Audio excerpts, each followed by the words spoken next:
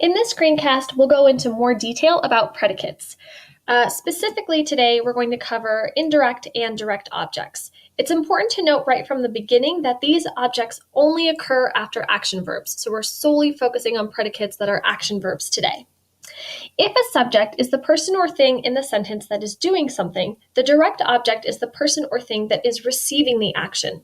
Just as a subject can only be a noun or subject pronoun, a direct object can only be a noun or object pronoun. In case you've forgotten, here are the object pronouns: me, him, her, them, you, it, and us.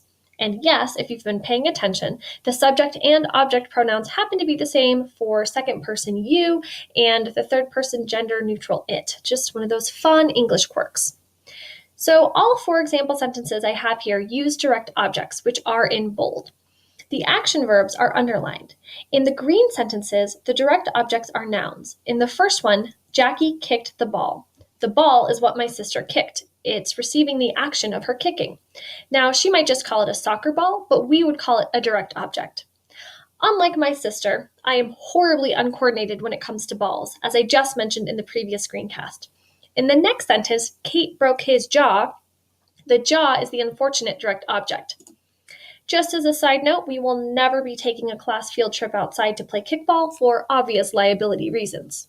Moving on. The yellow sentences below have object pronouns instead of nouns that receive the action. In the first one, him receives the action of the love. Who did I love? Oh yeah, him. So that's my direct object. In the second one, me receives the action of the punch. Who got punched? Oh yeah, me. Probably because I broke his jaw. That didn't really happen, although his mom did call my mom and yell at her for having such an uncoordinated kid. As a mom myself now, I can kind of see her point. Now, just because you have an action verb doesn't mean that you have a direct object. Some action verbs are cool just chilling on their own. Action verbs that have direct objects are called transitive verbs because they transfer their energy to something else. Action verbs that do not have direct objects are called intransitive verbs. The prefix in means not or without. In this case, there is no transfer of energy or action. In general, if you have an intransitive verb, your sentence is over. I also like to think of it this way.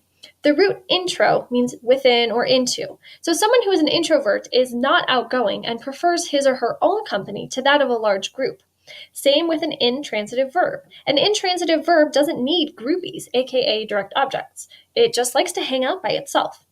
So let's return to the previous example sentence, which is in green. Kate broke his jaw.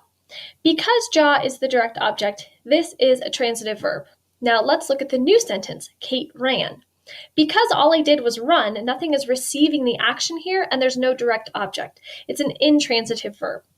In a 4-level analysis, I will never ask you to differentiate between transitive and intransitive verbs, but being able to recognize the difference between them will help you figure out whether or not there is a direct object. Now, we'll delve into prepositional phrases more properly in level 3, but I do want to point out here that if a prepositional phrase follows an action verb, it cannot, under any circumstance, ever be considered a direct object, because a prepositional phrase doesn't function like a noun or pronoun. A prepositional phrase starts with a preposition and ends with a noun or object pronoun. Common prepositions are listed here in blue, but there are also many others. Now, in the yellow example sentence, the verb is collided. Kate collided with him. What follows the verb is with him. With is a common preposition, and even though him is an object pronoun, because it's preceded by the preposition with, it's now part of a prepositional phrase. It's not a direct object. So it's as if it's been invaded by the country of preposition, and now it's being ruled over by the prepositional people. Whether it likes it or not, this poor object pronoun him is now the object of a preposition, not a direct object. Related to direct objects are things called indirect objects. These are nouns or object pronouns that fall between the action verb and the direct object. In general, English sentences are set up in this order: subject, followed by a verb, followed by a direct object. In the diagram above, you'll note that the indirect object, or IO, is included in parentheses because it's not always present. You can have a direct object without an indirect object, but you can't have an indirect object without a direct object. Here's what that looks like. So in the green example sentence, Jackie kicked Abby Wambach the ball. Fun fact, that's a true story. My sister works at Nike, and one day during her lunch break, Abby Wambach organized a game on the field outside her office, and my sister got to play in a pickup soccer game with her. Now, if, like me, you don't know much about soccer, you might not think that's a big deal, but it kind of is, because Abby Wambach is a gold medalist for the US team, and she was on the Women's World Cup team when they won in 2015. So, kind of a big deal. And that's also why Abby Wambach is our indirect object here. Although Jackie kicked comes right before Abby Wambach, Jackie definitely did not kick Abby Wambach. What did she kick? The ball. So that in bold is still our direct object. But in italics is Abby Wambach, which is our indirect object. It gives us more information about the transfer of energy that occurred.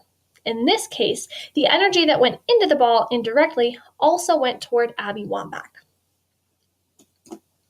Now, an indirect object is really just an alternative to using a prepositional phrase in a sentence. Indirect objects and prepositional phrases both can help you find variety in your writing. It's a way to start developing your voice. They are just two ways of going about the same thing. You're sharing the same information with your reader, you're just doing it in a slightly different way. In the sentences in the purple boxes, I've used indirect objects. I gave her the book. Sarah's date brought her flowers. Mrs. Dusto baked her class cookies. In the sentences in the yellow boxes, I've used prepositional phrases instead. I gave the book to her. Sarah's date brought flowers for her. Mrs. Dusto baked cookies for her class. It makes no difference to me or you if I write Mrs. Dusto baked her class cookies or if I write Mrs. Dusto baked cookies for her class. The only important fact there would be that I did indeed bake cookies for the class. To review the terms we've covered today, go ahead and pause the screencast for a few minutes.